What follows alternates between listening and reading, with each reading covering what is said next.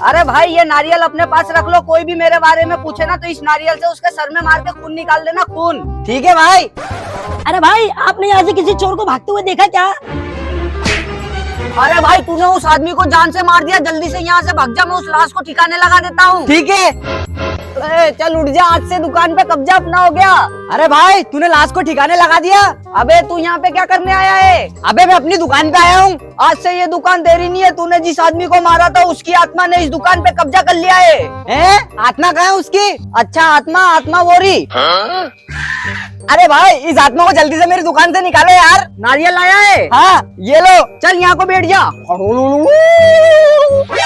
ए आत्मा चल इधर को आजा।